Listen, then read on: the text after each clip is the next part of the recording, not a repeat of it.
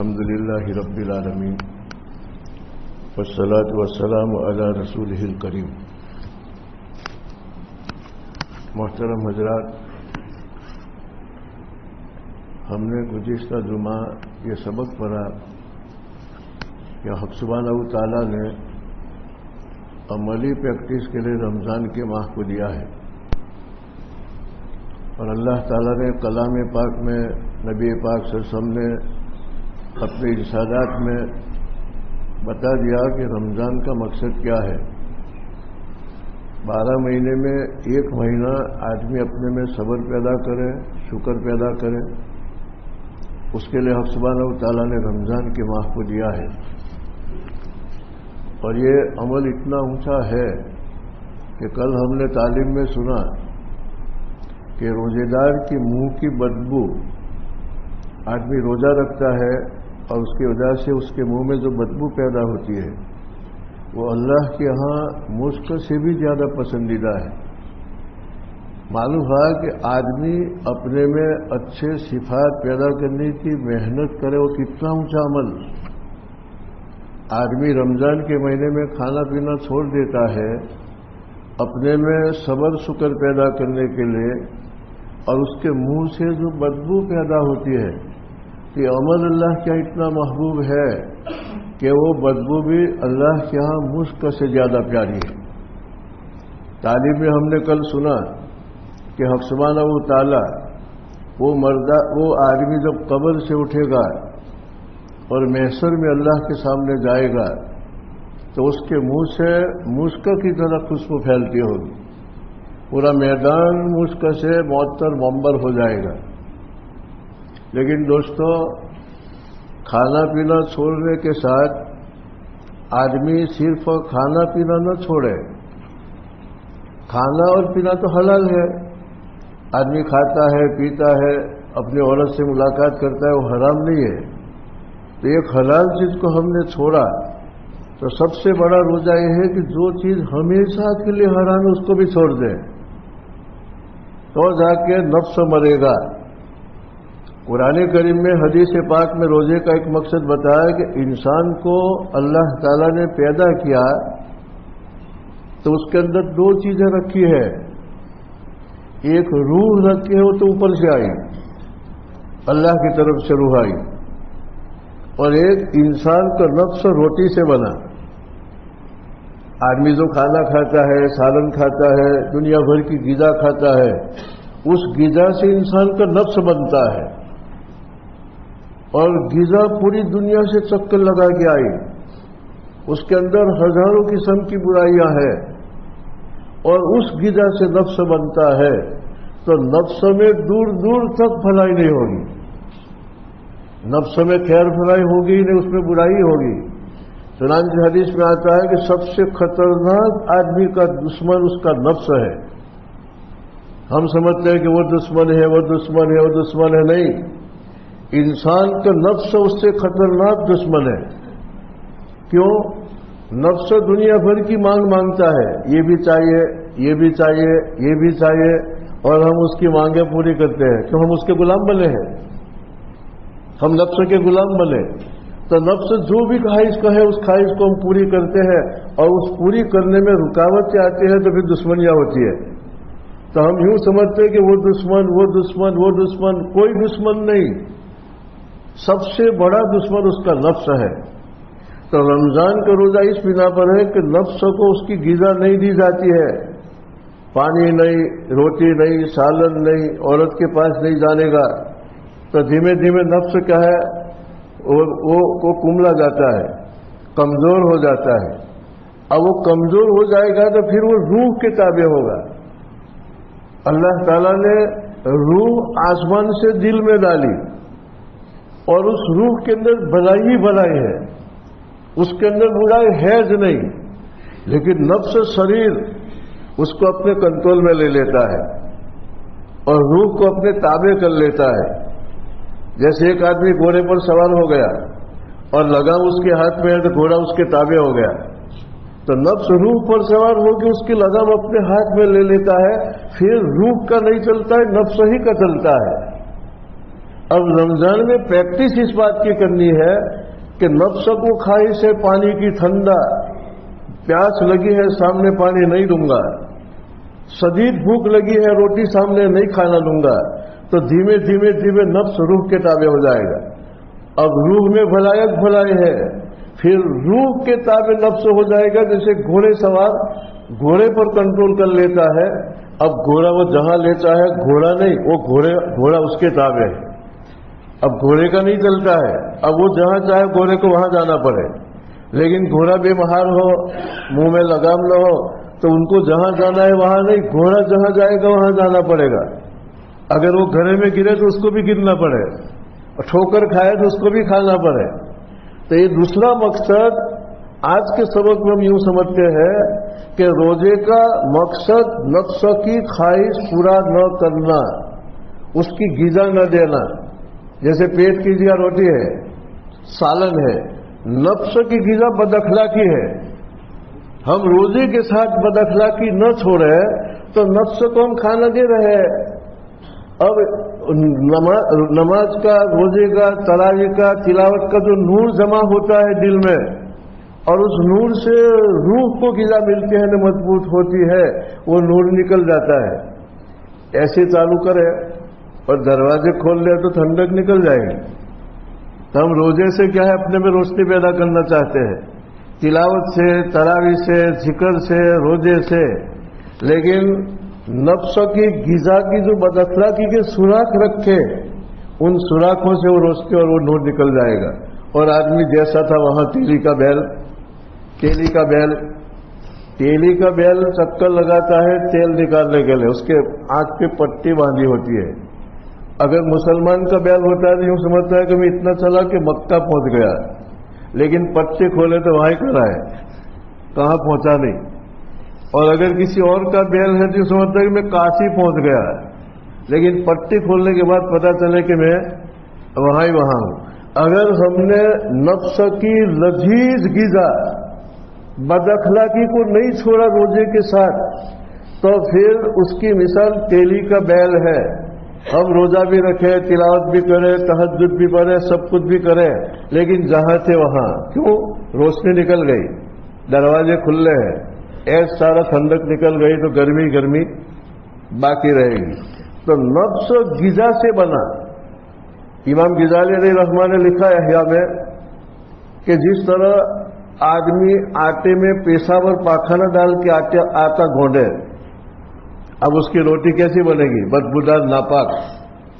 اللہ تعالیٰ نے انسان کے نفس کو کبر یعنی گھمنڈ، حسد، شہوت، غصہ، یہ گندے اخلاق ڈال کے اس کا کیا ہے، گونڈا ہے اور اس کو بنایا ہے۔ چنانچہ نفس کی سب سے لذیذ غذا 4 ہے۔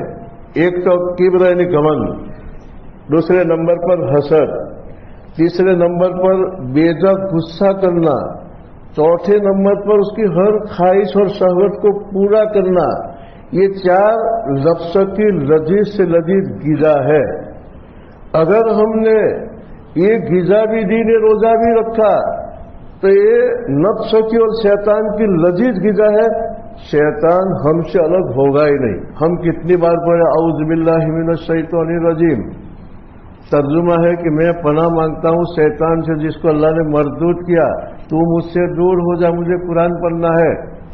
لیکن ہم نے یہ صفات 4 چھوڑی نہیں، گھمنڈ کو نہیں چھوڑا، حسد کو نہیں چھوڑا، بےجا غصے کو نہیں چھوڑا، شہوت کو نہیں چھوڑا، لالچ کو نہیں چھوڑا۔ تو اس کی مثال ایسی ہے کہ ایک آدمی اپنے ہاتھ میں گوشت لے کے جا رہا ہے، 5 کلو 6 کلو گوشت ہے، اوپن گوشت لے کے جا رہا ہے، اس کے پیچھے چند کتے پڑے بھونکتے بھونکتے گوشت کھانے کے لیے، اور وہ تھوڑی تھوڑی دیر میں کتے کو بھگا رہا ہے اور اس کو جھڑک رہا ہے، لیکن گوشت ہاتھ میں ہے تو کتے کبھی بھی الگ نہیں ہوں گے۔ کیوں؟ کتوں کی غذا اس کے ہاتھ میں ہے۔ اب کتے کو کتنا بھی جھیر کے لیکن پیچھے پیچھے آئے گا، کتا اسی وقت ان سے الگ ہوگا کہ وہ گوشت بھی پھینک دے۔ اسی طرح نفس اور شیطان کی غذا ہمارے پاس ہے، اور ہم کتنی مرتبہ اعوذ باللہ من الشیطان الرجیم پڑھے، روزہ رکھے, تہجد پڑھے, لیکن نفس شیطان اپنے سے الگ ہوگا نہیں اور نفس کو مضبوط کرے گا. تو ایک مقصد تو ہم نے رمضان کا کیا سنا گزشتہ سبق میں, صبر پیدا کی جاوے, اللہ کی نعمتوں کا بھان دل میں لا کے, جان دل میں لا کے اللہ کی نعمت کا شکر ادا کرے. اور آج تیسرا مقصد یہ پڑا کہ مین مقصد نفس کو اس کی غذا نہ دے کر روح کے تابع کرنا. روح میں بھلائی ہے اور نفس میں برائی ہے. اگر نفس روح کے قابو میں آ گیا تو 12 مہینے اس کی زندگی دینداری کی گزرے گی, اطمینان کی گزرے گی. لیکن ہم نے اس کی غذا دی. پہلی غذا تو کیا ہے, گھمنڈ دیا, تکبر دیا. تو حدیث پاک میں آتا ہے کہ نبی پاک صلی اللہ علیہ وسلم نے فرمایا, من کان فی قلبہ مثقال ذرۃ من الکبر لا يدخل الجنہ. آپ علیہ السلام نے فرمایا مثقال حبۃ خردل من الکبر, رائے کے دانے کے برابر جس کے دماغ کے اندر گھمنڈ ہے, لا يدخل الجنہ. آپ نے فرمایا کہ جنت میں جانے سے پہلے چیکنگ ہوگی.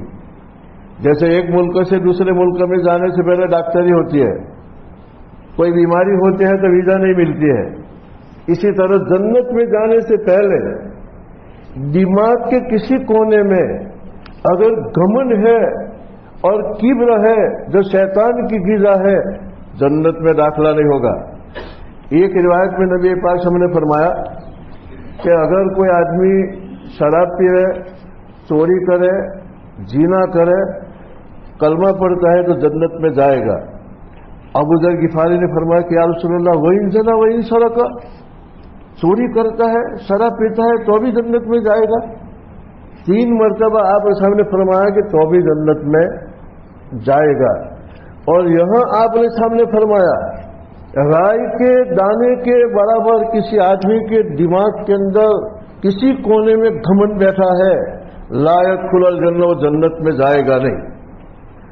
کیوں؟ حق سبحانہ تعالیٰ سے بڑھ کے کوئی بڑا نہیں. دیکھو مؤذن 5 دفعہ اذان دیتے ہیں, ہمارے کان کے پردے توڑ کے اندر جاتا ہے کہ اللہ اکبر. نماز کے ہر رکن میں انتقال کے وقت ہم کہتے ہیں کہ اللہ اکبر کہہ کے رکوع میں جاتے ہیں, اللہ اکبر کہہ کے سجدے میں جاتے ہیں, اللہ اکبر کہہ کے سجدے سے اٹھتے ہیں, اللہ اکبر کہہ کے سجدے میں پھر جاتے ہیں. آپ فجر سے لے کر شام تک اذان کے ساتھ اور نماز میں سنتوں اور نوافل کے ساتھ جتنی بار ہم اللہ کی بڑائی زبان سے بولتے ہیں ذرا گنو. لیکن ہمارا دھیان ہی نہیں کہ سب سے بڑا اللہ, تو اپنی بڑائی آتی ہے کہ میں سب سے بڑا, میں سب سے بڑا. گمن ایسا لوگ ہے کہ ان کو خود کو پتہ نہیں کہ اس بیماری میں مبتلا ہوں. جیسے بات بیماریاں ایسی ہوتی ہے کہ ماہر MD ڈاکٹر ہی کہہ سکتا ہے کہ مرض اس کو لگا ہے. اسی طرح آدمی کبھی یوں سمجھتا ہے سب انہم یحسنون سنا. سورہ کہف میں اللہ نے فرمایا کہ بہت سے لوگ یوں سمجھتے ہیں کہ مجھ سے اچھا کوئی نہیں اور میں اچھا کر رہا ہوں, لیکن اللہ کی نظر میں سور اور کتے سے بدتر اس کی کیا ہے مقام ہوتا ہے. دیکھو قرآن میں اللہ نے فرمایا انسان کی اوقات یاد دلائی تاکہ اللہ ہی کی بڑائی آئے. اللہ کی بڑائی ہم نے سنی نہیں. حق سبحانہ و تعالیٰ نے آسمان بنایا, سورج بنایا, زمین بنائی. آج کے سائنسداں یوں کہتے ہیں کہ زمین سے سورج اتنا بڑا ہے کہ اگر سورج میں زمین ڈالے تو 1 لاکھ نہیں, 1 لاکھ نہیں, کئی لاکھ کئی کروڑ زمینیں سورج کے اندر آ جائے. کتنا بڑا سورج. اب جو اللہ اتنا بڑا سورج بنا ہے تو قرآن میں اللہ نے ہم کو سبق دیا کہ میری مخلوق کو دیکھ کر میری بڑائی بیان کر تاکہ تیری بڑائی دماغ سے نکلے, گھمنڈ تیرا نکلے. کتنا بڑا سورج, اور یہ اللہ میاں یوں اڑا طلوع کرتا ہے نہ غروب کرتا ہے. یہ ستارے اونچائی پر ہے. سائنس یوں کہتے کہ بعض ستارے اتنے بڑے ہیں کہ سورج کو اگر اس ستارے میں ڈال دے تو جنگل میں کسی نے چنے کا دانہ ڈال دیا ایسا گم ہو جائے. ایک ستارہ اتنا بڑا, اور ایک ستارے کے ایک کونے سے دوسرے کونے میں جانا ہو تو کروڑوں سال لگے تو جا کے ایک کونے سے دوسرے کونے میں. کتنے ستارے, ہم قول مان کے اللہ کے سامنے یوں کہتے ہیں الحمدللہ رب العالمین، تو جانتے اس کا ترجمہ کیا ہے؟ میں اس اللہ کی تعریف کرتا ہوں، یہ تمام دنیا کا رب ہے۔ ایک دنیا خالی زمین نہیں، آسمان بھی دنیا، چاند بھی دنیا، انگنت ستارے بھی دنیا، لیکن کبھی ہم نے آنکھ اس طرح سے کھولی نہیں کہ اللہ کی مخلوق کیا ہے، تو اپنی بڑائی آتی ہے۔ تو اللہ یوں فرماتا ہے قتل الانسان ما اکفر من ای شیء خلق من نطفۃ خلق فقدره ثم السبیل یسر ثم اماته فاقبر ثم اذا شاء انشر۔ اللہ اپنے اوقات یاد دلا رہا ہے کہ انسان تیرے اوقات دیکھ، من ای شیء خلق، تو گمن کرتا ہے کبھی تو نے سوچا کہ کس سے میں نے تجھے بنایا؟ الم یکن نطفۃ من منی یمنی، اللہ یوں فرماتا کیا تو ایک نطفہ نہیں تھا، ایک منی کا قطرہ نہیں تھا جو تپکایا گیا ماں کے پیٹ میں؟ اس سے میں نے تجھے بنایا، اتنے گندے پانی سے میں نے تجھے بنایا، اور یہ میرا کرم ہے کہ پھر بننے کے بعد ماں کے پیٹ سے نکلنے کا راستہ میں نے ہموار کیا، اور ایک دم گندا تھا، دھیمے دھیمے دھیمے تیری آنکھیں کھولی، تیرا کان کھولا، هل اتى على الانسان حين من الدهر لم يكن شيئا مذكورا انا خلقنا الانسان من نطفة امشاج نبتلي فجعلناه سميعا بصيرا وهديناه السبيل اما شاكرا واما كفورا۔ اللہ یوں فرماتا ہے انسان کیا تیرے اوپر وہ زمانہ نہیں کہ تو تھا ہی نہیں، اور تو بڑائی کس کا کرتا ہے؟ دماغ میں گھمن کیسے لاتا ہے؟ تو تھا ہی نہیں، یہ تو میں نے میرے فضل سے تھوڑا تجھے وجود دیا اور ایک نطفے سے بنایا، گندے نطفے سے بنایا۔ اس کے بعد اللہ فرماتا ہے وَجَعَلْنَاهُ سَمِيعًا بَصِيرًا، تیری آنکھیں بند تھی میں نے آنکھ کی روشنی دی، تیرے کان بند تھے میں نے کان میں سنوائی پیدا کی، تیرا دل بند تھا میں نے دھڑکن چالو کی، تیرے اندر کا سارا مشین میں نے چالو کیا، ثم اماتہ، اور چند سال کے بعد پھر مٹی بنا لوں گا، قبر میں جائے گا، اور 3 دن کے بعد تیری لاش سڑ جائے گی، اور سڑنے کے بعد نیس نابود ہو کے مٹی بن جائے گا، ثم اذا شاء انشر، پھر قیامت کے دن اس مٹی سے پھر میں تجھے زندہ کروں گا، اور زندہ کرنے کے بعد میرے سامنے کھڑا کروں گا، قرآن کہتا ہے، اور کھڑا کرنے کے بعد میں پوچھوں گا میرا پانی تو نے کتنا پیا، میری روٹی تو نے کتنی کھائی، میری ہوا تو نے کتنی لی، میری تندرستی تو نے کتنی یوز کی، جواب دے، اور ایک ایک اس کی کوتاہی لکھی ہوگی۔ اللہ تعالیٰ انسان کے دماغ سے گمن نکالنے کے لیے قرآن کریم میں اوقات یاد دلا رہا ہے۔ پھر بندہ تو یوں کہے گا ما لهذا الكتاب لا يغادر صغيرة ولا كبيرة الا احصاها، اور یہ نامہ اعمال کو کیا ہو گیا؟ میں نے خالی ایک گالی بولی تھی وہ بھی لکھی ہوئی ہے، اور یہ وہ بھی لکھا ہے، ما لهذا الكتاب، اس کو کیا ہو گیا؟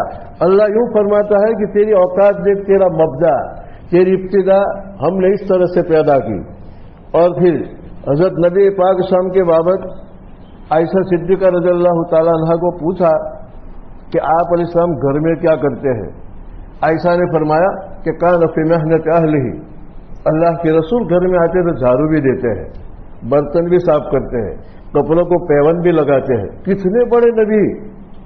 اللہ تعالیٰ نے سواری بھیجی کہ میرے پاس آؤ، اور ساتھ تو آسمان چیر کے اللہ کے پاس جا کے جنت جہنم دیکھ کر آئے معراج میں۔ اس نبی کا تواضع تو دیکھو۔ اگر کوئی یوں چاہے کہ میں گمن سے بڑا ہو جاؤں، یہ شیطان کی غذا ہے۔ گمن کا مطلب یہ ہے کہ آدمی اپنے دماغ میں اپنے آپ کو دوسرے سے اچھا سمجھے۔ ہر وقت شیطان خیال رکھتا ہے کہ تو فلاں سے اچھا، فلاں سے اچھا، فلاں سے اچھا۔